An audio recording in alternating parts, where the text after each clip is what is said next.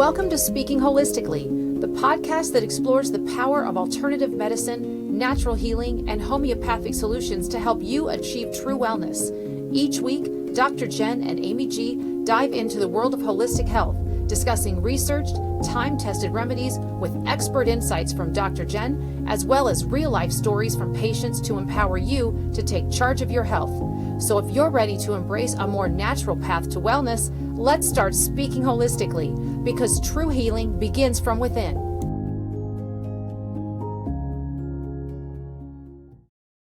Hi, everybody. Welcome to Speaking Holistically. I'm your co-host, Amy G. I'm here with my co-host, the amazing Dr. Jen. And you are going to talk to us about something with pets, right? For the Family Health Hub episode, we're focusing on pets today. Absolutely. I love this topic. So, there's a lot of people who have pets and not sure what to do. And some little things that make life a little bit easier is dealing with adding apple cider vinegar, actually, to your dog or cat's water bowl. Whoa. So adding apple cider vinegar, especially if you get, with the mother, so there's still that fermentation process happening, is a great idea.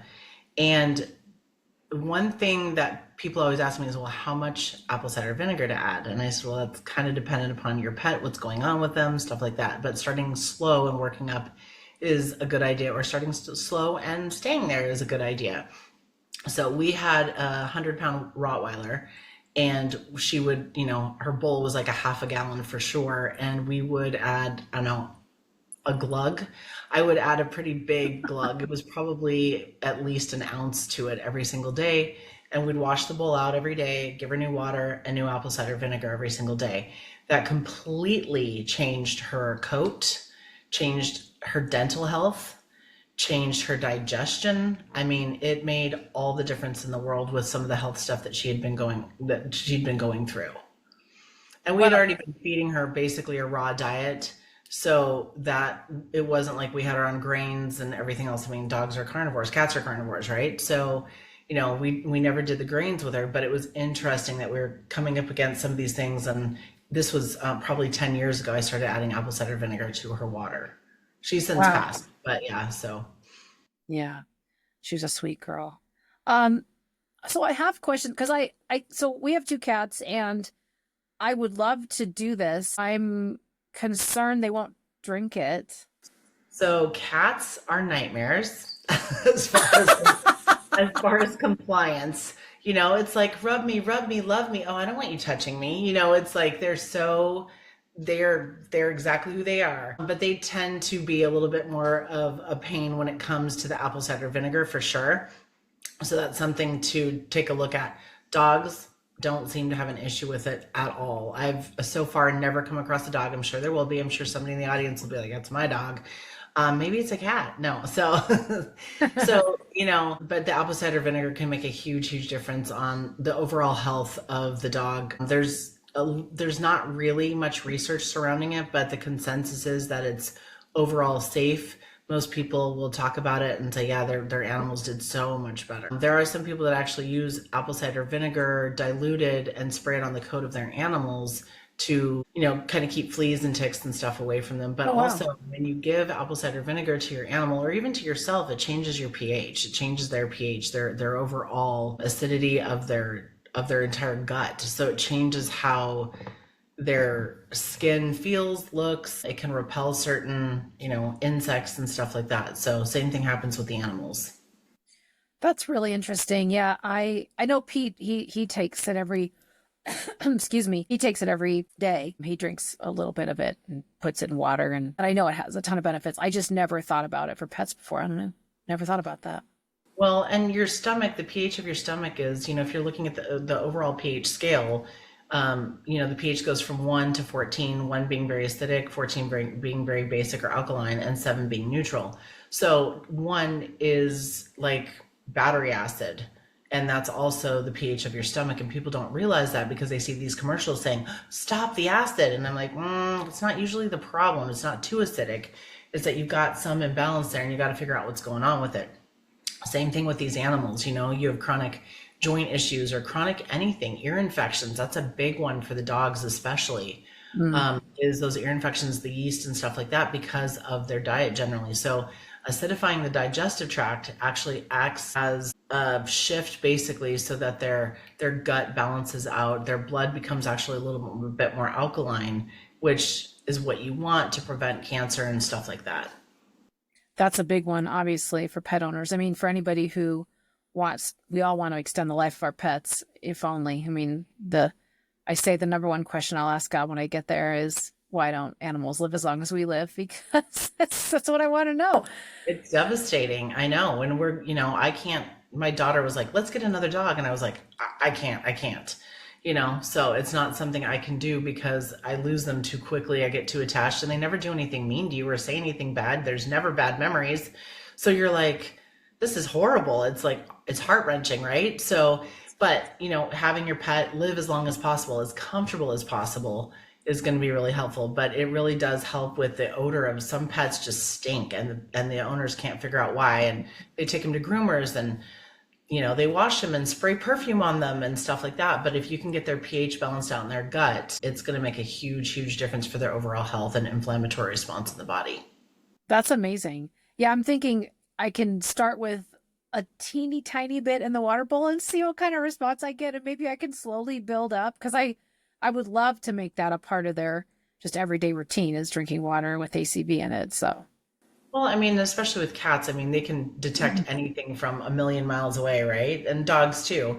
But if you started off with a dropper and not doing the whole dropper, but like one drop to see it. So, but it can be really important for a lot of the pets. And I've never had somebody tell me that it made their pet's stomach and digestive tract worse. I've never had anyone. Not to say that it couldn't potentially, but you can also take a break from it. You don't have to do it every single day, but making sure that stomach is at a high enough or a low enough pH at a pH of 1 to 2 will help them, be able to kill any kind of parasites, viruses, bacteria. I mean, and animals, they stick their faces and noses and tongues and everything in places that you and I would be like, oh, so if their stomach is acidic enough, then it should be able to kill that off before those things can colonize in their bodies. Now, you mentioned that you had about a half a gallon water bowl and you put about a teaspoon in there. So if people have small, like an ounce. Oh, an ounce. Sorry. I was wondering from the teaspoon. So That's okay. If people have smaller water bowls, maybe they have small dogs, for example, how do they get the dosing right with that? So that is just, I mean, it's not an exact science, obviously. And like I said, there's no published research about how much to put in there. But generally, I mean, and that's the thing, I've seen dog bowls that I'm like, how is that a dog water bowl? Like, it's so tiny, But it really start off slow, and you could start off with a teaspoon. You could start off with a half a teaspoon. You could, if your animal is you have a 5-pound dog, that's significantly different than a 100-pound dog, Right. So maybe do an eighth of a teaspoon, or get a dropper and put one full dropper into it. I mean, just start it off and see how you do and see what changes you're noticing. And if they seem to be doing just fine, you can increase it a little bit. You might find that the smell that they have or whatever it is completely goes away when you increase it a little bit. So, it's just trial and error, and, your pet better than anyone, whether it's your vet, whether, it's your groomer, you definitely know your pet more than anyone else. So just pay attention to them. Yeah. I have a question. So one of our cats, she's black and she has, she's solid black. She has really thick, soft fur. It feels like a bunny. And she gets dry skin. Like I can see flakes on her skin. And I'm wondering if that would help with that, just overall skin condition. Potentially her dry skin maybe would be, it would help her skin condition in that way. It definitely can. I mean, a lot of people have actually stated that they've seen the inflammation, with their skin, their joints, all that stuff kind of go away. And then with acidifying the digestive tract, that also helps with supporting the liver and gallbladder too, with that, like, just like if you were to drink, lemon water, that kind of helps with flushing out the liver. And then making sure that your cat's getting enough of the proper oils too. And in that case, the liver and the gallbladder should be able to manage those oils better, which will help with the emoliation of the skin. Oh, okay. Okay. Yeah. It won't be so dried out that they'll actually use the oil. So there's a lot of people that are shoving oils into their bodies or giving it to their pets, but their pet's liver can't do the conversions appropriately.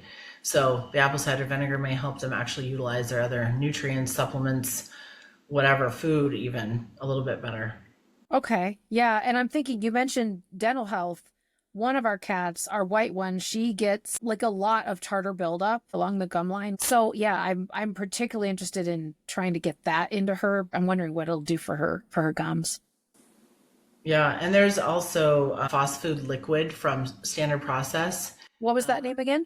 Fast Food Liquid, PHOS, and then Fast food. FOOD. And I don't know that I would use it for pets necessarily. I'm not going to advocate for it because I don't have any experience doing that. But I definitely use it with humans for tartar buildup on their teeth. And basically, phosphorus binds with calcium, and so the body can utilize it better. So it tends to be really helpful for tartar buildup, gingivitis, stuff like that, kidney stones, a whole host of stuff. But Whoa. it's got the same kind of mechanism as like apple cider vinegar, where it's got this acidic aspect of it. Okay. Well, that's a nice little nugget. Well, it is Family Health Hub. If we can throw something in there, it's still technically part of this category, if you will, of things we cover. So this is very interesting. I'm gonna try. Ooh, I'm crossing my fingers. I'm gonna. Let's start with just one drop, not a full dropper, just one drop, and see, I've had some patients where they've done it with their cats, but they've had to put it on the food, and the cats will eat the food. They just won't drink it in the water. That's an interesting thought. I might be better off doing that. They have 100% carnivore diet. They eat meat every meal. So I think I might be able to give that a shot and mix it in there and see. Well, let us know. I will, with my little droplet, see if I can get them to eat it. Yeah. Awesome. This was great. I didn't know any of this about ACV for animals. I know about it for people, but yeah, I didn't even think about it for pets. So that's great. So, and any of our listeners, if you try it, when you try it, let us know in the comments, post in the community. We have a school community. I'll put the link down below. So if you haven't joined that, please sign up and join it and share your insights. What's been your experience? And I'll do the same. So, all right. Well, thank you so much. Thanks for listening, everybody. And thank you so much, Dr. Jen, for your insight and wisdom as always. Thanks. Have a great day. Everybody. That wraps up another episode of Speaking Holistically. Thank you for listening. We hope today's conversation gave you new insights and inspiration to take charge of your health. If you enjoyed this episode and want to hear more, be sure and join the Speaking Holistically school community by clicking the link in the show notes. There, you'll get access to daily podcast episodes, weekly live Q&As, educational content, and so much more. You can also connect with us on our Facebook page, follow us on Instagram, and subscribe to our YouTube channel. Until next time, be well, stay curious, and keep speaking holistically.